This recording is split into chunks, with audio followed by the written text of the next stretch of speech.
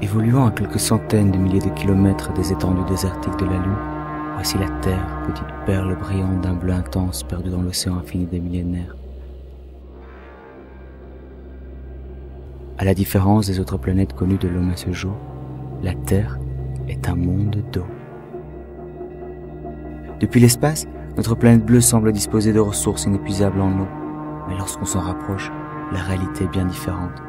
Une majeure partie de cette vaste étendue d'eau est l'eau salée des mers et des océans. L'eau douce, directement consommable par les plantes, les animaux, y compris les êtres humains, ne représente qu'un infime pourcentage de l'ensemble total des ressources aquatiques de notre planète. Quant à la rareté de ce qu'il est aujourd'hui convenu d'appeler l'or bleu, imaginons un instant que cet ensemble total soit l'équivalent de 100 litres d'eau, soit une dizaine de seaux. En comparaison, nos réserves d'eau douce correspondraient seulement à une seule cuillère à café.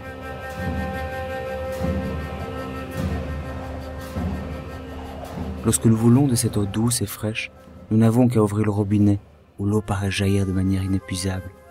Mais beaucoup d'entre nous ignorons d'où vient ce précieux liquide tellement vital dans notre vie quotidienne.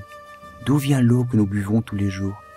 Pour sortir du doute, remontons ensemble le cours de la rivière, dans l'espoir de trouver la source.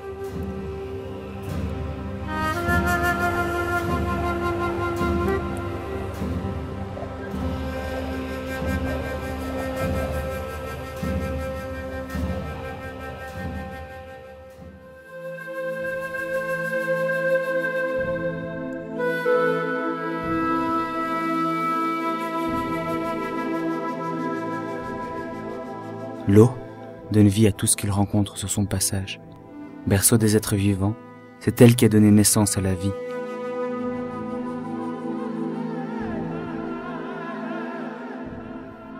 L'eau qui coule des fleuves à la mer, s'évapore dans les océans, devient nuage, retombe dans les forêts.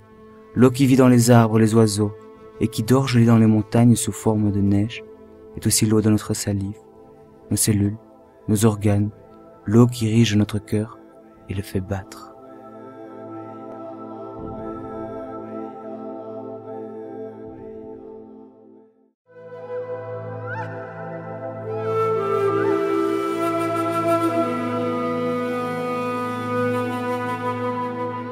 L'eau est source de vie, mais aussi source d'énergie. Pendant des siècles, l'homme a utilisé la force des rivières pour moudre son grain. Aujourd'hui, cette force produit une grande partie de notre énergie. La construction de barrages qui stockent l'eau en hauteur, la gestion et la libération de cette eau génèrent l'électricité que nous utilisons au quotidien dans nos foyers.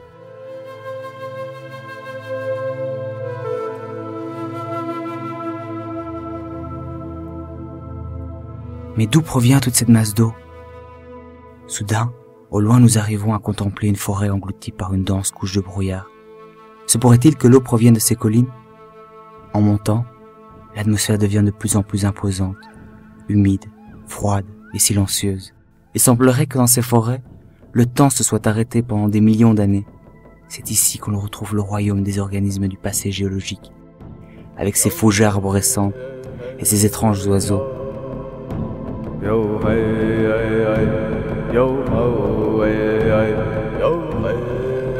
On est également entouré d'une multitude d'autres espèces.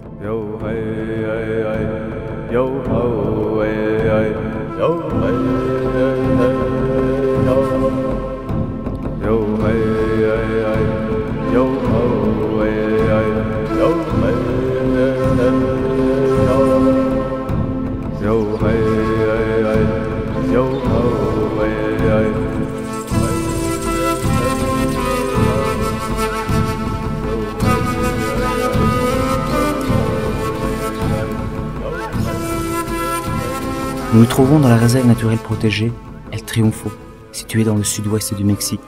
C'est ici, tout en haut du massif de la Sierra Madre, qu'on peut contempler une des dernières forêts tropicales de montagne.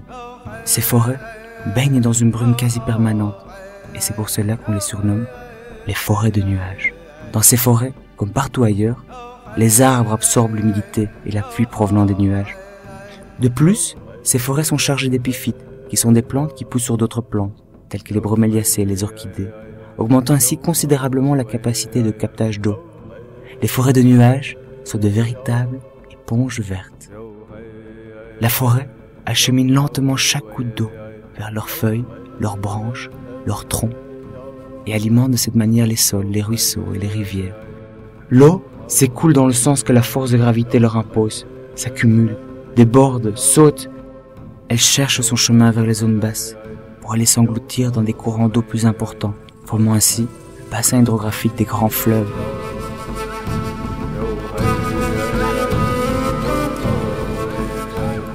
La planète Terre fonctionne comme un super-organisme. L'eau est le sang de son corps, coulant dans ses veines pour la maintenir en vie.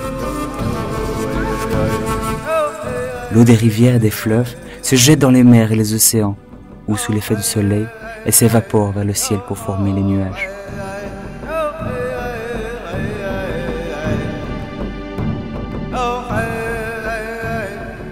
La pluie de ces nuages tombe ensuite sur la terre, dans ces montagnes, ces forêts, ruisseaux, rivières, fleuves, réseaux souterrains, barrages et foyers.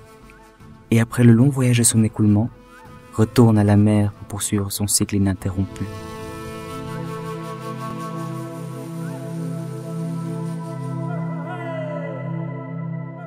Ce cycle infini a permis à la Terre de garder la même quantité d'eau pendant des millions d'années et de maintenir en même temps le flux de la vie.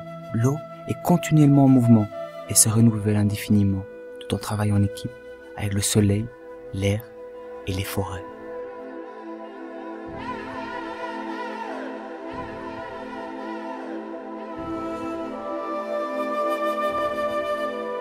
Cependant, la déforestation en vient à modifier ce cycle de l'eau. Sans sa couverture végétale, indispensable à un écoulement progressif, l'eau de pluie ne peut plus être absorbée ni retenue par les sols nus.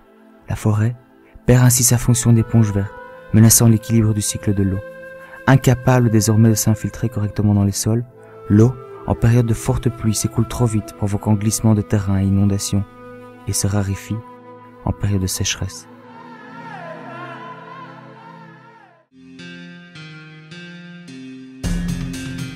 Nos perspectives ne peuvent que s'élargir à la pensée que la grande partie des provisions d'eau douce qui alimentent nos foyers dépend des forêts, que le cycle de l'eau est infini et continue à chaque nouvelle pluie partout sur l'ensemble de la planète. Nous ne pouvons oublier que tous les éléments de ce cycle dont nous faisons également partie sont intimement entrelacés et il est par conséquent indispensable de maintenir vivant son équilibre millénaire.